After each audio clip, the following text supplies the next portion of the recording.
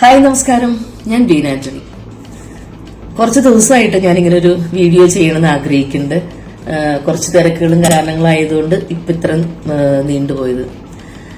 നമുക്ക് എല്ലാവർക്കും അറിയാം, അമ്മയില് ഇപ്പൊ ഈ കുറച്ച് നാളുകളായിട്ട് നടന്നുകൊണ്ടിരിക്കുന്ന ഇഷ്യൂസൊക്കെ എല്ലാവരും വായിക്കുകയും കേൾക്കുകയൊക്കെ ചെയ്യുന്നുണ്ട്.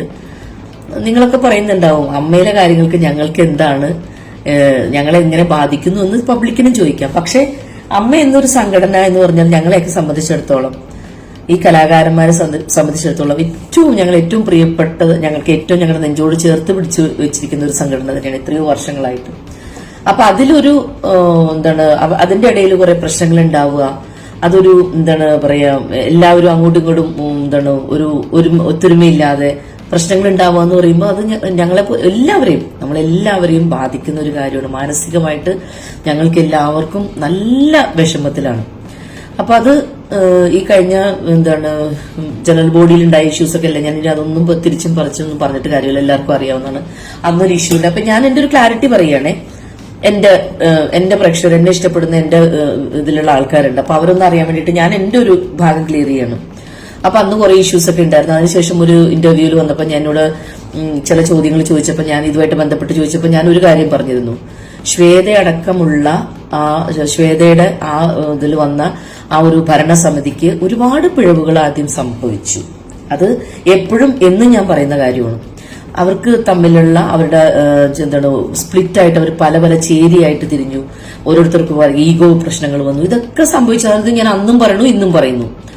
പക്ഷെ അന്ന് അവരുടെ അന്നത്തെ ജനറൽ ബോഡിയിൽ അവർ സംസാരിക്കുന്നത് കേട്ടപ്പോഴൊക്കെ എന്തോ ഒരു ഇത് എനിക്ക് മനസ്സിലായി. അതിന് മുന്നേ അവിശ്വാസ പ്രമേയം വന്നപ്പോൾ ഞാനതിൽ ഒപ്പിട്ട ആളാണ്, ഇവര് നിൽക്കണ്ടെന്നൊക്കെ എനിക്ക് തോന്നിയതാണ്. പക്ഷെ അവർ സംസാരിച്ചപ്പോൾ എനിക്ക് തോന്നി അവർക്കൊരു 45 days കൊടുക്കാമെന്ന്.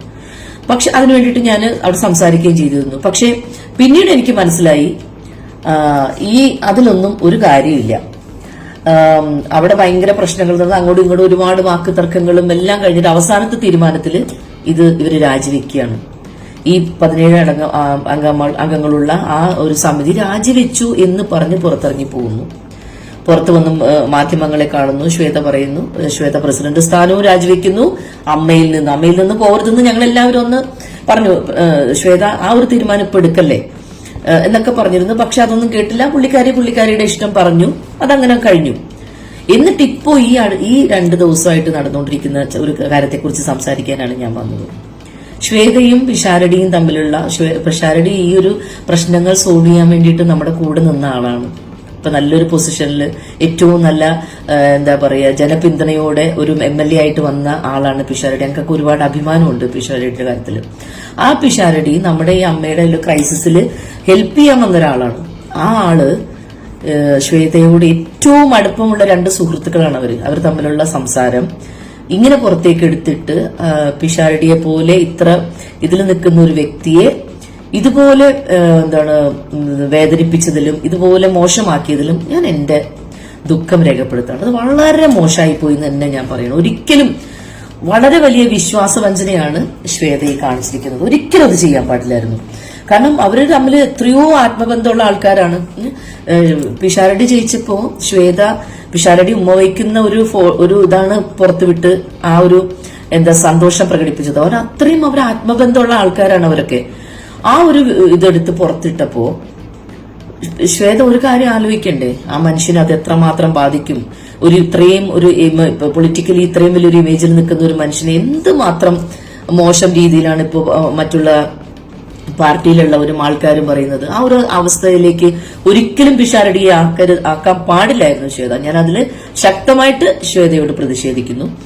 അതോടൊപ്പം ഈ ലാസ്റ്റ് നിമിഷത്തിൽ പിന്നെ വന്നിട്ട് ശ്വേത പറയുന്നു, ഞാൻ രാജിവെച്ചിട്ടില്ല, ഞങ്ങളുടെ ഭരണഘടന ഭരണസമിതി ഇനിയും തുടരൂ എന്നൊക്കെ പറയുന്നതിൽ യാതൊരു അർത്ഥമില്ല ശ്വേത. അതിൽ ഇനി ഇങ്ങനെ സപ്പോർട്ട് ചെയ്യാനാ? നിങ്ങൾ ഇങ്ങനെയൊക്കെ ചെയ്യുമ്പോൾ നിങ്ങളിലുള്ള വിശ്വാസം പിന്നെയും പോവുമല്ലേ ശ്വേത? ഇപ്പൊ ഈ ചെയ്തത് പിന്നെ നിങ്ങളുടെ ഭരണസമിതി ഇരിക്കുമ്പോൾ ഓരോ സംഭവങ്ങൾ പുറത്തു പോയതിനെ കുറിച്ചൊക്കെ നമ്മൾ അന്നേ നിങ്ങൾക്ക് അവിടെയാണ് നിങ്ങളുടെ പരാജയം സംഭവിച്ചത്. നിങ്ങൾ സംഭവിച്ച കാര്യങ്ങൾ വെളിയിലേക്ക് വരുന്നത്. ഇപ്പൊ ശ്വേത തന്നെയല്ലേ ഇപ്പൊ ചെയ്തിരിക്കുന്നത്. അതിലെന്ത് ന്യായമാണ് ശ്വേതയ്ക്ക് പറയാനുള്ളത്? അപ്പൊ എനിക്ക് വളരെ അതിനുള്ള ഒരു എതിർപ്പ് എന്റെ പേഴ്സണൽ എതിർപ്പ് ഞാൻ പ്രകടിപ്പിക്കുകയാണ്. ആ ചെയ്തതിനോട് എനിക്ക് ഒരിക്കലും ശ്വേതയോട് യോജിക്കാൻ കഴിയില്ല. പിഷാരടിയോട് ചെയ്തത് വലിയൊരു തെറ്റായിപ്പോയി.